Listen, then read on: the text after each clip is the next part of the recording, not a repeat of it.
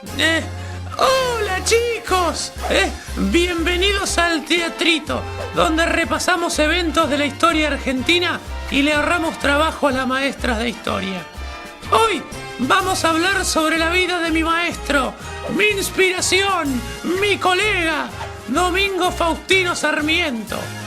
Para eso traje algo muy especial.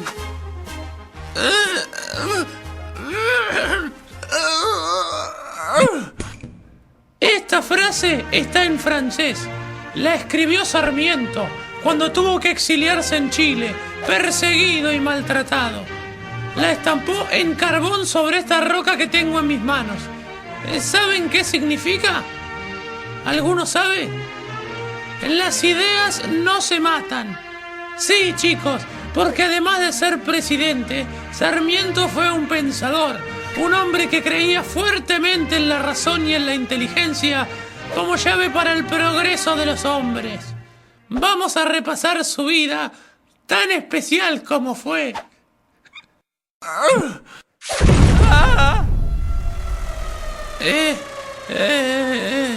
Empecemos mejor. Sarmiento se crió en una familia pobre. Su madre, Paula Albarracín, tejiendo todo el día en el telar, era quien mantenía a la familia, porque el papá de Sarmiento, Clemente, no tenía ni oficio ni profesión.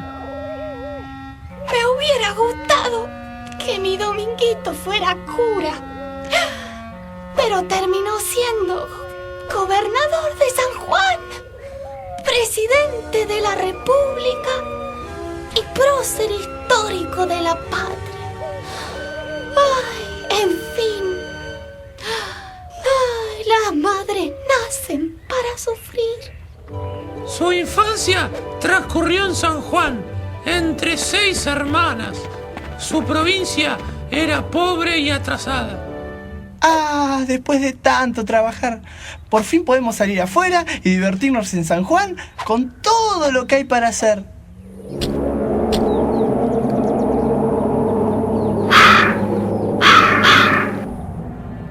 Volvemos adentro, ¿no? Su padre Clemente y su tío Eufrasio le enseñaron a leer y se encargaron del aprendizaje de Dominguito. Mi hijo no tomará jamás en sus manos una azada. Debes leer, Dominguito. Solo así serás un hombre grande. Empieza por esto. Léelo y llámanos cuando termines. Bueno, papá. Vamos, hermano.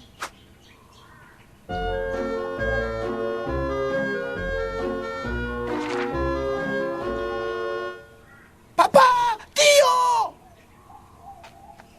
¿Terminé? ¡Terminaste! No lo puedo creer. Yo tardé como 2 meses. ¿Y qué te pareció? Me gusta porque a través del humor el autor critica a la sociedad burguesa y a su evidente decadencia como grupo social. Hermano José Eufrasio, lo hemos logrado. Este pibe va a llegar lejos. Vale que sea cura. ¡Mamá! Aunque era muy estudioso, Sarmiento no estaba todo el día encerrado leyendo. Era un chico normal, como ustedes. En su libro Recuerdos de Provincia, cuenta que durante su infancia lideraba una patota que se enfrentaba con piedras y palos a los pibes de otros barrios de San Juan.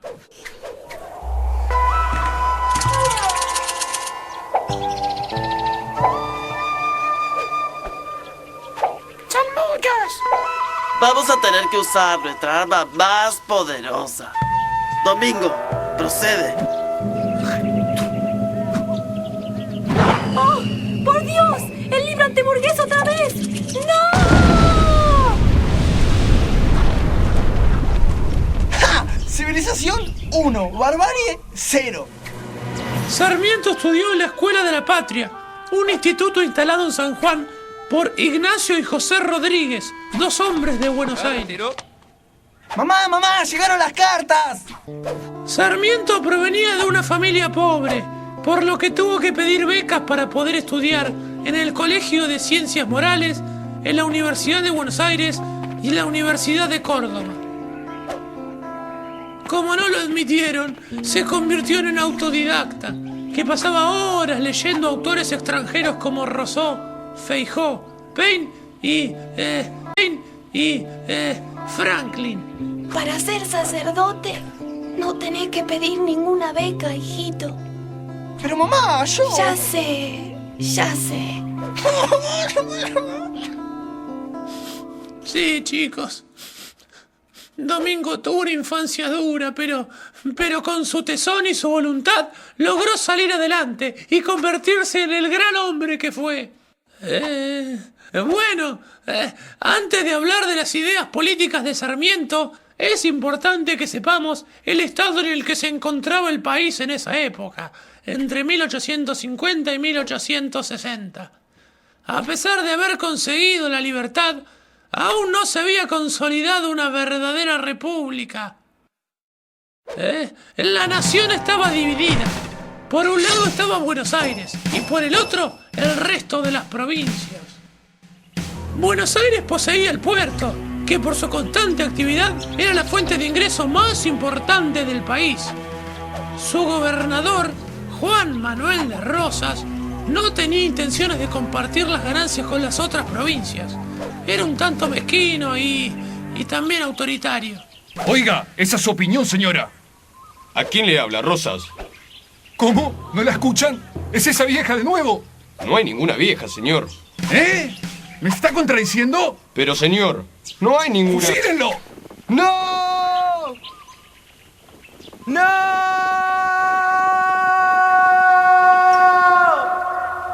Como las provincias creían que Buenos Aires debía compartir las riquezas del puerto, y esta provincia se negaba rotundamente, ambos bandos se enfrentaron.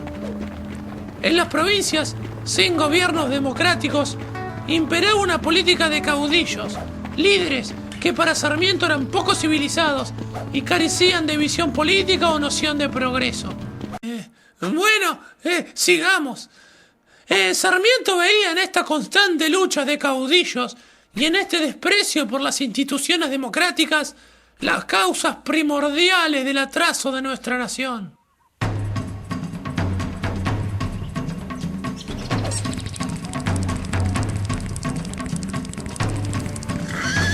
Cuando Facundo Quiroga, el tigre de los llanos, entró a la ciudad de San Juan, Sarmiento, enemigo declarado del caudillo, huyó a Chile por miedo a que lo maten.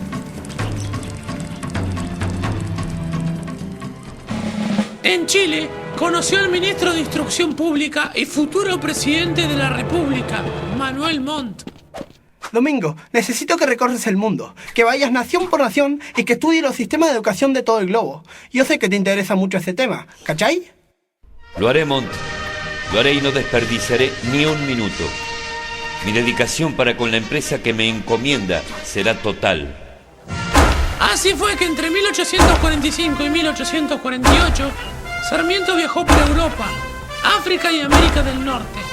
Recorrió Uruguay, Brasil, Francia, España, Argel, Italia, Alemania, Suiza, Inglaterra, Estados Unidos, Canadá y Cuba, analizando las estrategias educativas de cada país. Pero entre todos los países que recorrió, Sarmiento se llevó una muy grata impresión de los Estados Unidos, de su sistema republicano y del fomento a la educación que en esa nación se pregonaba. De ahí que extrae su idea de educar al soberano. Para Sarmiento, el soberano es el pueblo, y la mejor manera de fomentar su desarrollo y su progreso es a través de la educación y la ilustración de las masas. Soñaba con superar al gaucho y su primitivismo y transformarlo en un hombre culto y refinado. Quería ver a su San Juan natal distinta, plena de actividad, transformada en una verdadera ciudad, en pujanza y en constante crecimiento.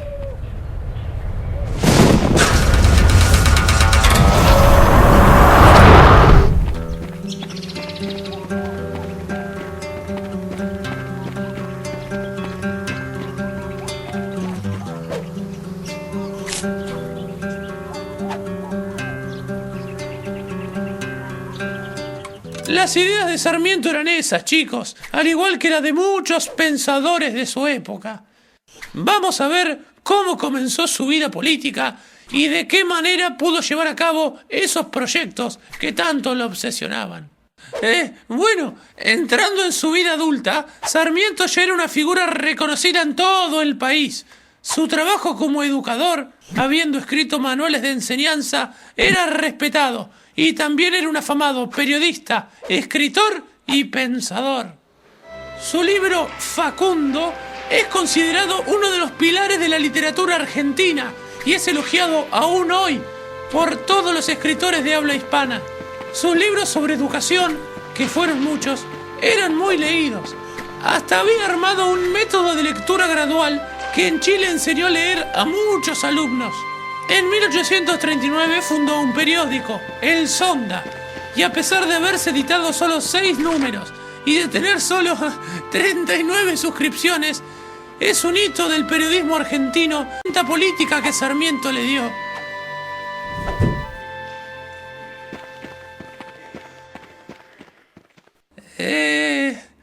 A mí también me gusta leer cuando voy al baño.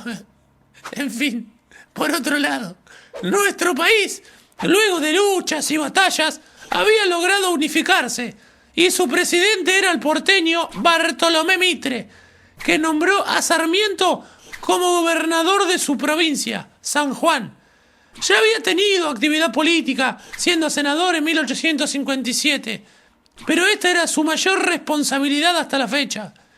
Vamos a hacer un repaso de su gestión con este breve video ilustrativo. Él es el gobernador, Domingo Faustino Sarmiento. Y esta es su obra. Hizo construir una escuela primaria con capacidad para 1000 alumnos. Decretó la enseñanza obligatoria para todos los niños.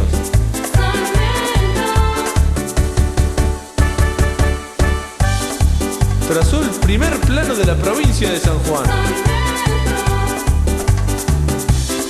Abrió caminos y ensanchó calles, edificando hospitales.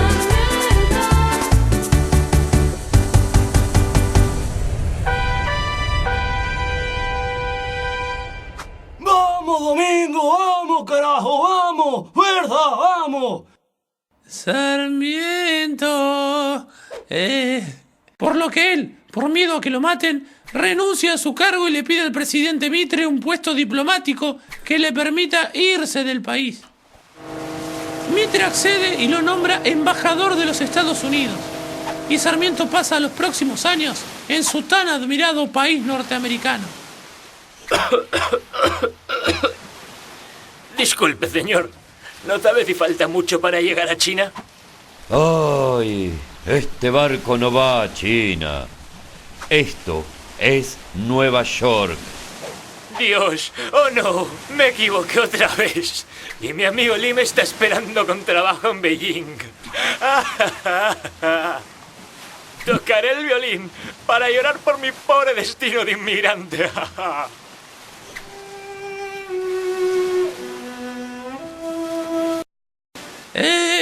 Sarmiento escribió mucho en Estados Unidos. Además, trabó amistad con intelectuales de ese país y recibió honores de las universidades de Michigan y de Brown en Nueva Inglaterra.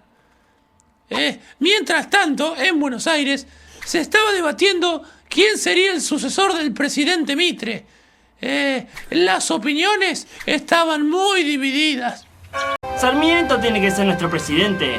El loco de las escuelas que está en Estados Unidos. Y así fue que Sarmiento fue nombrado presidente de la nación para ejercer su mandato durante 6 años.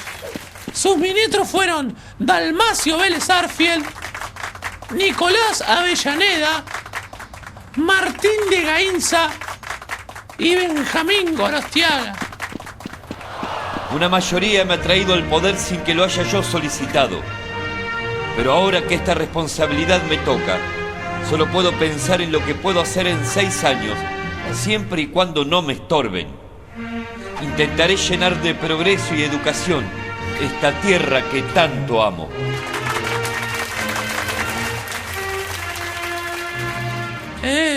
La obra presidencial de Sarmiento fue, además de extensa, importantísima para nuestra nación. Su prioridad fue, obviamente, la educación. A lo largo de su vida fundó más de 800. Sí, 800 escuelas.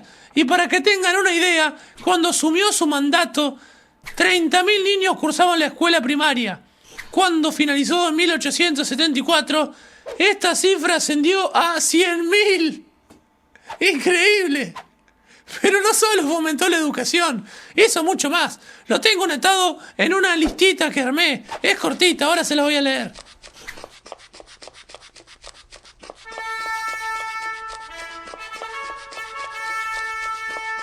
Durante su presidencia, Vélez Sarsfield terminó de redactar el Código Civil. Fueron revisados el Código de Comercio y el Código Militar.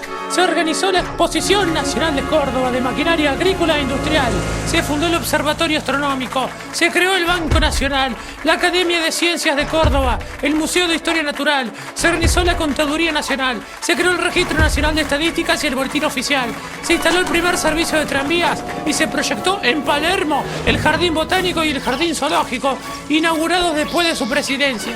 La red ferroviaria pasó de 573 kilómetros en 1868 a 1331 en 1874.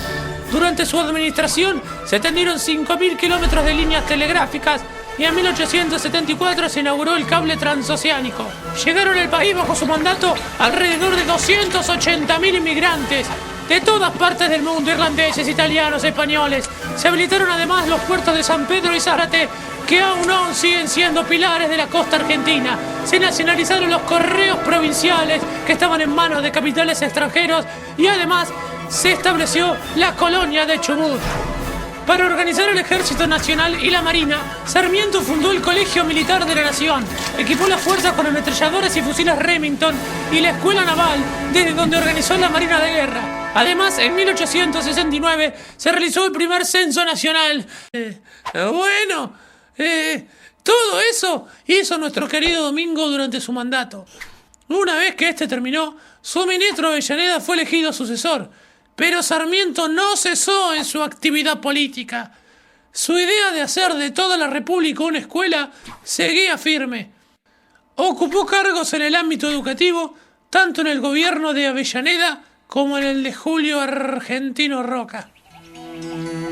Luego de toda una vida de trabajo, de lucha, de polémica, con la salud resentida por la sordera y una insuficiencia cardiovascular y bronquial, se refugió en el clima cálido de Asunción, en Paraguay. Allí lo sorprendió la muerte.